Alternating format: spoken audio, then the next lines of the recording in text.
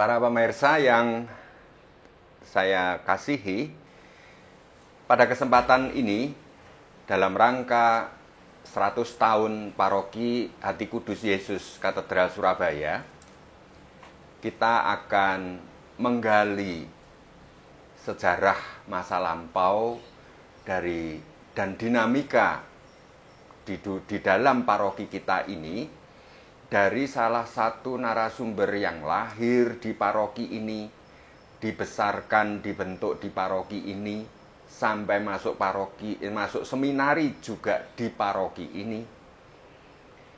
Beliau itu adalah Romo Abimantrono CM. Maka mari kita sekarang berkenalan dengan Romo Abimantrono tentang bagaimana masa kecilnya, bagaimana situasi pastoral di gereja katedral ini, dan ada banyak hal yang akan bisa kita ketahui dan kita gali dari sejarah yang dikisahkan oleh Romo Abi ini. Maka mari kita ikuti perbincangan kita dengan Romo Abi. Romo Abi yang tercinta ini. Aduh, ya. Di paroki Hati Kudus Yesus ini terkenal kalau putra daerahnya katedral itu adalah Romo Abi, Romo Yus, Romo sing bau reksa pokoknya. Pada waktu itu Romo Michael Utomo, lalu Romo Widoyoko, Romo Harjo Dirono, sempat kayak gitu. Nah, ini yang menarik, kita ingin semua pasti umat di paroki Hati Kudus Yesus ini pasti ingin tahu bagaimana dunia pastoral di katedral ini pada tahun 45-an, sekitar tahun itu. Romo Abimantrono lahir di Surabaya di tahun 40. Lahirnya di Jogja. Di tahun berapa, Romo? 44. Masuk Surabaya tahun 50. Tahun 50 pindah ke Surabaya. Berarti pada usia TK. Nah, pada waktu TK di mana, Romo, TK-nya? TK-nya Mater Dei Jogja. TK Mater Dei Jogja. Lalu dilanjutkan di SD Frateran. Kemudian diteruskan ke Katerina. Sebelum Katerina pernah di SD Negeri Jalan Trunojoyo sebentar ya. Lalu oleh Romo Kumoro diminta kamu Katolik, harus ke sekolah Katolik.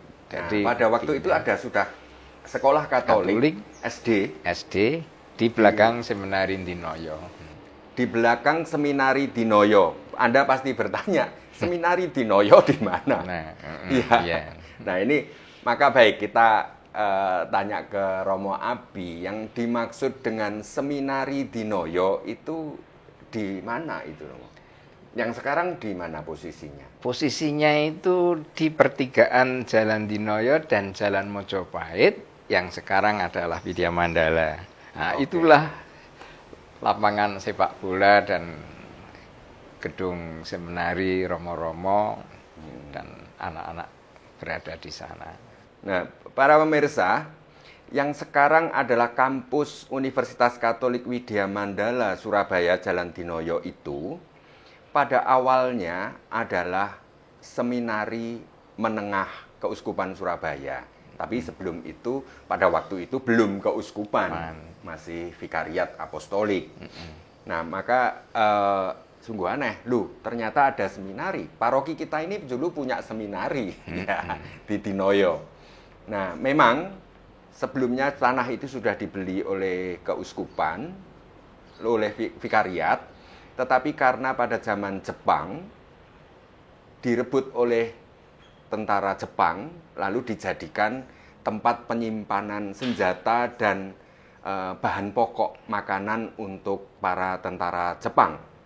Maka pada waktu itulah tanah itu tidak bisa diutik-utik lagi, dan para romo semua masuk dalam kam internir sampai di Bandung Romo ya. Di Cimahi Di ya. Cimahi, Bandung. Jadi kosong Romo. Nah, inilah masa kecilnya Romo Abi sekitar peristiwa itu. Baru sesudah Jepang pergi, akhirnya bisa diambil alih kembali oleh Keuskupan Surabaya dengan cara membeli lagi tanah itu. Tapi baik, kita akan menggali cerita Romo Abi masa kecil ketika SD itu Romo. Ya. Ketika SD, Romo tinggalnya di jalan apa? Saya tinggal di Jalan Musi 17. Jalan Musi Jadi, 17 ya. Naik berjalan kaki ke sekolah, dulunya SD Mojopahit namanya. Oh, namanya SD Mojopahit. SD Mojopahit. Itu SD Katolik. SD Katolik. Ya. Yang sekarang pindah ke belakang katedral itu. Namanya SD Katarina. Katarina. Tapi zaman saya belum ada nama Katarina itu. Iya, iya, iya. Masih namanya SD Mojopahit. SD Mojopahit. Romo di sana kepala sekolahnya siapa? Pak Wignyo itu adalah bapaknya Romo Wignyo CM. Itu Pak Wignyo kepala sekolahnya. Gitu. Lalu saya kelas 6 baru pindah ke belakang katedral SD Katarina itu. Jadi ngalami Romo awal-awalnya sekolah Katarina itu. Itu, ya. Awalnya dari sana saya kelas 6 mengalami sekolah belakang Dinoyo itu bukan tanahnya WM yang sekarang ini ya. Jadi di belakangnya begitu. Saya atau kira ada pagar? Satu komplek ya. Satu komplek karena kita mendengar apa namanya anak-anak seminari bermain bola itu nemplek dengan kelas kita. Kelas itu pasti itu satu komplek. Satu komplek itu. Bayangkan saudara-saudari, dulu di Dinoyo itu yang sekarang bangunan rektorat itu adalah lapangan sepak bola bagi para seminaris. Jadi ada lapangan, lalu ada bangunan sekelilingnya begitu untuk asrama. Lalu tengahnya ada bangunan untuk romo-romo, rektoratnya. Rektoran dan kamar makan. Ya. Pada waktu Romo di SD Katarina, SD Mojopahit itu seringkali nginceng anak-anak seminari bal-balan, main bola. Mungkin itu yang awalnya panggilan saya. Itu yang mau saya tanyakan. Iya. Kok kamu kok masuk seminari? Kepengen main bola tiap hari. Di lapangan itu, ya. Jadi tidak muluk-muluk ingin mewartakan Kristus, enggak. Kepengen main sepak bola. Itu nomor satu itu. Nomor satu. Padahal saya itu dari Jalan Musi kelas 3 itu sudah bersepeda untuk Mesdinar ke RKZ dan mungkin itulah Kapel RKZ sudah ada. Sudah ada dan itu saya jam 4 sudah sepeda kecil ke sana untuk Mesdinar. Dan selesai tahun 57 masuk seminari Romo Yus ngenteni bersepeda untuk Mesdinar di RKZ. juga. Jadi kita itu didikan dari suster SSPS. Iya. Pada waktu masuk seminari, ngomong ke bapak atau gimana? Atau ke ibu? Atau gimana? Blank, enggak tahu gimana kok tiba-tiba itu seperti masuk ditusuk apa seperti kerbau ditusuk hidung itu kan. Kok saya itu kowe mlebu seminari kok iya ngono kok tidak ada apa namanya resistensi ngono kok. Sehingga nggak ada kisah yang diingat dengan persis bagaimana masuknya ya. Masuk seminari. Karena gampang gitu aja. Kan ngalir gitu. Mengalir ya. Karena dan nanti sing Mesdinar sapa ngono tok. Nanti yang Mesdinar siapa? Wis to nanti ada sambungannya ngono. Jadi Mesdinar di RKZ itu seperti persiapan seminari setelah lama itu. Bagaimana waktu masuk situasinya seminari itu macam apa Romo? Lalu guru-gurunya siapa? Lalu apakah waktu pendaftaran tanda tangan Romo paroki? Lalu di situ pelajarannya apa saja? Lalu asramanya situasinya kayak apa dan sebagainya. Saya persilakan Romo. September tahun 1957 saya dibonceng ayah saya ke Semenari karena dari Jalan Musi ke Dinoyo 42 itu hanya bersepeda dan saya membawa koper kecil diantar ayah masuk Semenari yang menerima Romo Vandril. Nah, dan di situ saya diajar oleh 5 Romo, semuanya Belanda. Romo Vandril, Romo Verbong, Romo van Arsen, Romo Mansford, Romo Rulken, lalu juga nanti Romo Brand, ya Belanda sebuah yang bahasa Jawa diajar oleh seorang frater, bekas frater Yesuit, Pak Gunawan Setiarjo. Asal dari Surabaya? Asal dari Kolsani, Jawa Tengah, bekas semenari, frater semenari tinggi, lalu tidak jadi Romo, lalu mengajar bahasa Latin dan Jawa. Ya, bahasa di semenari.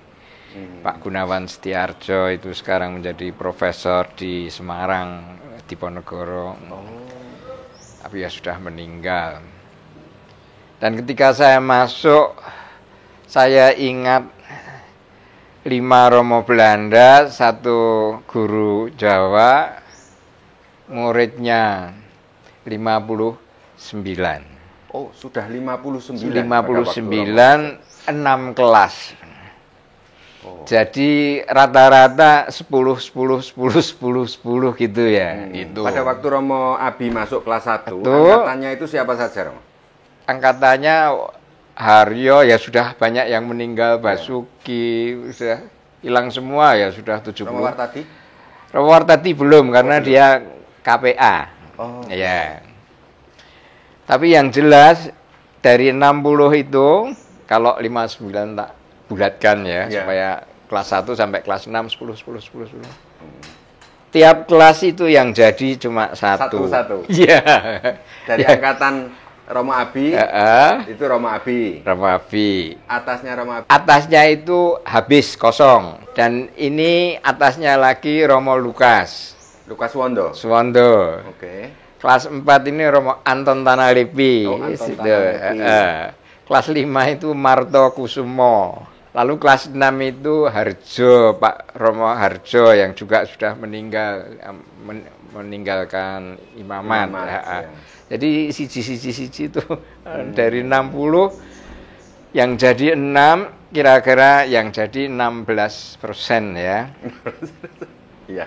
Nah, itu penyebabnya mengapa pada tahun 60 berapa tidak menerima lulusan SD, tapi dari SMP, dengan hasil tambah dari 16% menjadi 27%. Itu waktu zamannya Romo Pren itu, tidak stop dari SD. Pada waktu di Dinoyo itu, apa hubungannya dengan katedral? Apakah kalau hari Minggu misa bareng-bareng ke katedral? Ya, digiring. Lewat Jalan Mojopahit. Lewat Jalan Mojopahit, Dr. Sutomo. Muter atau langsung dari belakang? Bukan dari Mojopahit, langsung terus. Oh, Dinoyo muter lewat langsung Dr. Sutomo langsung lurus masuk ke katedral. Baris gerutu-gerutu. Dan waktu itu yang paling cantik itu turunannya Belanda Jawa. Jadi orang-orang Indo itu di mana-mana terkenal cantik. Jadi meskipun saya kecil tahu wajah cantik gitu. Karena Indo ya. Seperti siapa ki jenenge? Selebritis kita itu sing campuran Jerman Indonesia siapa namanya? Sparingga gitu. Ya gitu kan. Itu kan hasilnya itu kalau blasteran malah apik ngono ya. Nah, itu zaman dulu Indo-Indo juga banyak dan sombong-sombong, merasa lebih tinggi dari Indonesia, tapi oleh Indonesia direndahkan, oleh Belanda direndahkan, oleh Indonesia dianggap sombong. Itu Indo-Belanda itu. Nah, waktu di seminari itu, apakah juga masih berkegiatan legio di katedral ataukah sudah enggak ya? Enggak. Legio itu sebelum masuk seminari atau hanya liburan? Waktu libur kami bisa di paroki dan ketemu legioner. Oh, meskipun dekat seminari. Meskipun dekat seminari. Dan ketika itu yang bikin rusak, karena apa? Ketuanya, bendaharanya, lalu sekretarisnya masuk seminari semua, gara-gara saya ikut itu. Oh. Dari Jinglok itu Romo. Ya, jadi pada waktu gara-gara kalau liburan, saya dengar cerita ini, katanya Romo Widoyoko itu melihat, wih, arek loro itu mesti nggawa buku kandel-kandel. Iya, dan kacamatanya kandel ya. Iya gitu ya. Dan kelihatan wah paling intelektual gitu ya. Tapi enggak tahu, tapi ternyata itu yang membuat daya tarik masuk seminari. Jadi dari legio di katedral itu yang masuk seminari akhirnya ketuanya Romo Michael Utomo ya. Michael Utomo. Sekretarisnya Widoyoko. Satu yang masuk seminari tapi saya tidak tahu mengundurkan diri, nek tidak keliru itu anaknya arsitek Jalan Cimerto itu. Daerah belakangnya Santa Maria itu apa jalan itu ada tokoh Singsong namanya. Dia mlebu seminari semua ya salah dari legio. Dari legio. Jadi legio pada waktu bubar itu, ya. Legionya lalu bubar gara-gara semua masuk karena seminari. Karena yang masuk seminari itu. Itu dulu satu presidium gitu. Ya, Portacelli namanya. Ya, Portacelli-nya legio anak-anak berarti itu ya. Ya, anak SMP, SMA. Iya. Presidium Portacelli. Ya. Oh. Tapi legio sudah presidium lain sudah ada banyak. Sudah ada, ya? Karena Romo Roch itu yang menggalakkan organisasi legio itu. Sehingga presidium harus apa? Lalu Romo ketika masuk seminari menengah itu lulus kelas berapa dari situ? Sebetulnya seminari hanya 6 tahun. Di situ? Iya. Sejak Romo masuk atau? Sejak saya masuk 6 tahun. 6 tahun. Dan di sana itu kurikulumnya seperti seminari luar negeri pokoknya. Jadi tidak ikut apa itu kurikulum standar nasional. Nasional harus tambah ini semua minggir yang khusus bahasa, budaya dan apa namanya sejarah itu dipentingkan, ilmu-ilmu sosial. Meskipun ya ada matematika dan lain-lain, tapi saya dengar Romo Abi itu produk lokal yang pertama. Karena sebelumnya itu pendidikannya pakai bahasa Belanda. Belanda. Semua kelas-kelas atas saya bahasa Belanda, saya masuk mulai campuran Belanda, karena Romonya ya masih belajar Indonesia kalau ya. Sehingga pengantar Belanda itu masih kuat ngono ya itu. Lalu dari seminari Dinoyo, Romo pindah karena memang pada waktu itu seminari Garum sedang dibangun. Jadi begitu seminari Garum sudah jadi, siap dipakai, boyongan dari Dinoyo ke Garum. Romo Abi ikut rombongan itu. Tapi karena seminari dengan barang-barang itu usaha sendiri, anak-anak kan masih libur. Jadi hanya diberitahu besok kamu masuk tidak di Dinoyo tapi ke Garum. Mana itu ngono ya. Naik kereta api. Nanti akan kereta api dipesan untuk berhenti di Garum. Kalau enggak gitu bablas sampai Blitar.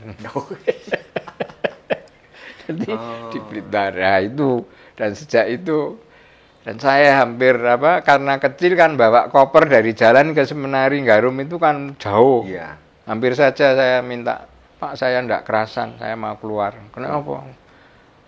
Aduh, stasiun. Enggak, dari jalan besar ke seminari itu kan harus bawa koper itu aku waduh berat lewat itu. Lapangan itu. Iya, itu. Hampir saja keluar ya. Gara-gara membawa koper menuju lewat lapangan seminari jauh itu. Tapi itulah bahwa waktu di Garum ada kedatangan duta Vatikan ya, mengunjungi. Saya ya dipilih untuk apa? Untuk pidato bahasa Latin. Wah, waduh, sangat bergengsi itu. Sangat bergengsi karena waktu itu ya Romo Pren yang mengajar tokohnya itu. Pembuat kamus bahasa Latin. Terus membuat buku Lingua Latine. Kursus Lingua Latine. Ya, itu. Jadi Romo Pren itu lulusan Leiden yang memegang pendidikan menjadi sangat barat lah. Jadi tentang yang mengcounter untuk supaya budaya Indonesia mulai era kemerdekaan supaya diperhatikan Romo Sastro. Tapi Romo Sastro ya terlalu barat untuk saya. Karena kita sudah di seminari menengah itu memainkan drama berat-berat. Dari Shakespeare, dari Molière, wah berat-berat. Romo Yus itu karena kepalanya, memorinya kuat, selalu pegang yang hafalannya banyak dari Shakespeare. Dia maju Romo Yus. Kayak operet itu toh? Iya. Dan itu ada dialog panjang. Pernah nggak seminari menengah itu tampil untuk di paroki kayak gitu pernah? Iya, untuk dapat sumbangan itu tahun 58 itu kan sudah anniversary 10 tahun. 48 lalu 58. Iya. Nah, itu membuat drama besar dan main di Surabaya, main di RKZ, main di katedral gitu. Dengan jual tiket. Untuk dan biaya seminari. Untuk biaya seminari. Ya, gitu. Ya. Dan kita mengalami seminari menengah kekurangan pangan karena romonya putar ya enggak dapat beras. Akhirnya Romo Arsen ya, hari ini tidak makan beras tapi kacang hijau. Kacang hijau karena enggak ada beras. Dan dia karena Belanda besar, kan bulunya banyak. Ya. Kan enggak ada ngudek untuk ini loh, ngudek kacang hijau untuk anak-anak itu enggak ada, tangannya itu gini. Wih, lah enak, tambah rada asin. Keringet londo. Itu waktu di Dinoyo kekurangan pangan saya merasakan itu. Ketika snacknya tidak enak, anak-anak berontak. Dan di situ ada pintunya dapur. Anak-anak itu lemet ya kan, gue disawati, ayo gue titis-titisan itu. Pintunya pembantu di sana itu disawati. Di seminari? Iya, di seminari. Karena jajan kok kayak ngono ini sawat noe jret. Itu kenakalan tahun 50. Tapi bahwa ada kehendak untuk berontak itu ada. Ya. Lalu Romo Bonekam itu juga menjadi moderator PMKRI pada waktu itu.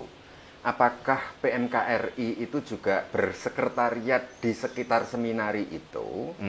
Ataukah sesudah seminari? Kira-kira yang sejauh Romo pernah alami. Di seminari itu hanya ada keluarga guru 2. Tapi tidak ada sekretariat. Romo-romo dari katedral juga yang mengajar situ, ada yang tinggal di katedral mengajar di seminari. Enggak. Semua tinggal di situ. Di seminari 1, 2, 3, 4. Ada 5 ya. Jadi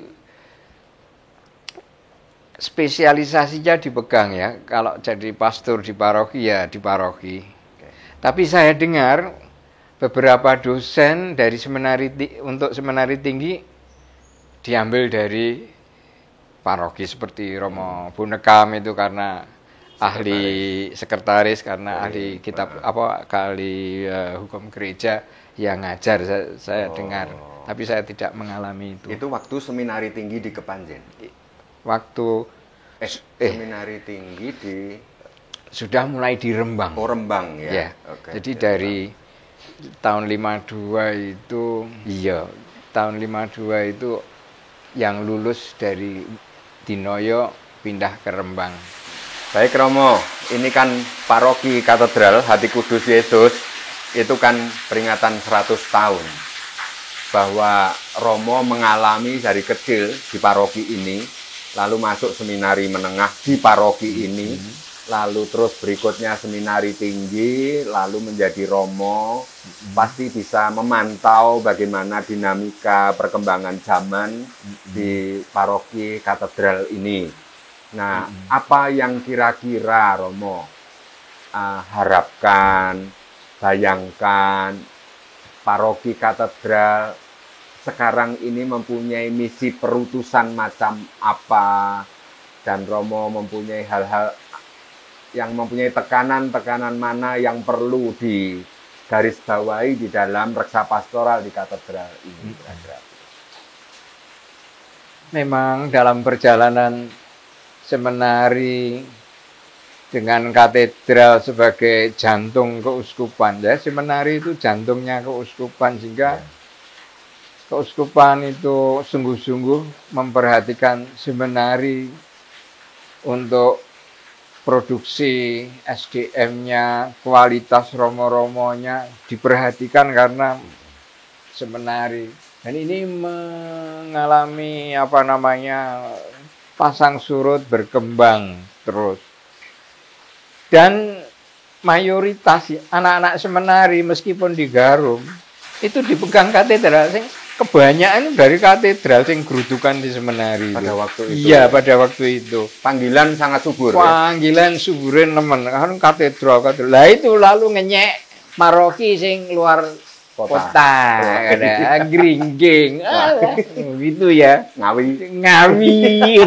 Sekarang Ngawi menjadi mayoritas seminari, tapi dulu itu dinyek karena apa ya, orang gunung, angon wedhus ngono ya.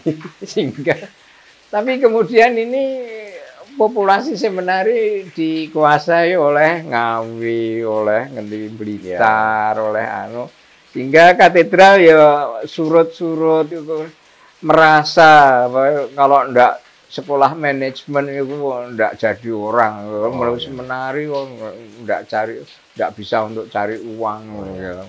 Mewartakan sabda itu dapat uang ya. Stipendiumnya cuma 5.000 ngono ya, ngono. Dodol kata-kata ngono. Ndek tak dua aduh nek 50.000, 50.000 padahal persiapan khotbah setengah mati cuma 50.000. Nah, itu ternyata ini umat juga berkembang kesadaran itu. Lama-lama dari 50.000 ya jadi 500.000 ya, berkembanglah ngono ya. Tapi bahwa ketertarikan masuk seminari itu ternyata bukan hanya katedral yang merasakan. Di mana-mana anak-anak tidak lagi tertarik ke seminari itu bukan masalah katedral atau tidak katedral, tapi merasa kok cuma sedikit yang masuk seminari untuk aja. Tapi kalau saya lihat ya memang harus begitu. Bukan kamu yang memilih aku yang memilih kamu. Meskipun yang ikut masuk seminari sekian, itu saya terasa waktu di seminari tinggi ya. Waktu masuk seminari tinggi itu biasanya 80-90 frater. Ya. Yang jadi frater cuma antara 25-30 itu. Jadi 1/4 atau 1/3 setengah itu ya. Memang polanya sekitar itu. Polanya sekitar itu. Mulai tahun 85 saya periksa, ternyata Tuhan itu pakai seleksi alam ya. Dengan seleksi alam yang sekarang Romo. yang tidak jadi Romo lalu jadi aktivis di paroki. Ya. Tapi itu jangan diudek-udek. Toh kan jadi aktivis paroki, ya, tapi kan yang dibutuhkan jadi Romo kok, bukan aktivis paroki. Menjadi aktivis paroki kan ya bisa. Nah, itulah juga melemahkan panggilan imamannya itu dilemahkan oleh ucapan seperti itu. Saya naik dewe ngono. Tapi gitu, kalau merasuk sambil tidur ya bisa kok. Ngapain harus pergi-pergi? Harus pergi-pergi, kenapa? Sekarang virtual. Ngapain harus kunjungan? Kenapa enggak kunjungan? Virtual kan bisa. Itulah. Jadi grup zaman itu toh akan mencari bentuk atau roh Yesus. Roh Yesus akan cari bentuk bagaimana fungsi katedral sekarang. Sekarang fungsi katedral hanya sebagai sapi perah umpamanya ya. Kalau jadi sapi perah kan ya tiwas aku membiayai seminari tapi hasilnya cuma kok segitu, nggak sumbut dengan yang saya sudah berapa M saya suntik tapi hasilnya kok mengetitik dan kualitasnya kok gitu loh ya. Jadi kita itu pertimbangannya campur aduk seperti itu. Kalau kita ya gitu tapi ya jangan gitu ngono loh ya. Seimbang lah ya. Bahwa katedral bisa tetap memperhatikan seminari. Soal hasilnya berapa dan bagaimana serahkan Yesus rak ngono ya. Karena kuncinya ya akhirnya katedral. Dari katedral kita bisa apa saja. Memang kalau katedral menyumbang sekian lalu romo-romo seminari dan anak-anak seminari boros umpamanya, ya jangan gitu, seenaknya sendiri. Ini uang dari umat, kamu nanti jadi romo itu ya untuk umat, tapi jangan pemborosan, lampu-lampu, mobil, apalagi gitu ya, hal-hal yang tidak perlu. Tapi godaan zaman memang kuat sekali untuk itu. Itu bukan hanya zaman sekarang, zaman dulu pun. Bahwa saya mengalami seminari dan katedral kekurangan pangan itu ya zaman itu tahun 50 itu. Lalu saya ingat Romo Adam, Romo Verbong, Romo-romo seminari itu keliling desa untuk cari gandum, cari beras. Dan itu waktu saya di mana? Di Dinoyo. Romo-romo naik sepeda motor. Aduh, dapat 2 karung. Syukur kepada Allah. Minta sumbangan dari umat katedral waktu itu untuk makanan. Dengan kata lain gini Romo, bahwa seminari sebagai jantung keuskupan pada waktu itu secara fisikal, secara spasial itu sungguh-sungguh ada di dekat keuskupan memang. Di Dinoyo. Keuskupan ada di sekitar katedral ini. Lalu bahwa panggilan pada awalnya yang paling tinggi itu adalah dari paroki katedral.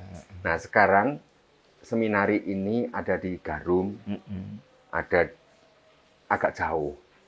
Nah, panggilan di katedral ini juga semakin menjauh. Ya. Jadi, kenapa pindah Garum? Itu dari mentalitas Vatikan pertama. Jadi nanti akan menghasilkan romo-romo yang tidak duniawi. Romo-romo yang rohaninya kuat. Harus dijauhkan dari kota besar. Maka cari apa? Garum, karena di tengah hutan Garum itu. Kereta api cuma 1 kali sehari. Bis juga nggak ada. Ya, satu kali sehari. Bayangkan, sungguh kalau ke Garum itu sama dengan dibuang ke hutan zaman dulu. Nah, mentalitas ini, spiritualitas itu supaya tidak diganggu oleh yang duniawi, kota, maka dipindah Garum. Itu entah itu mentalitas goblok atau bener saya enggak tahu. Tapi itu mentalitas zaman, anak zaman. Dan sekarang kan saya sudah bilang, itu Garum itu pindah jadi jejer, luasnya seperti itu.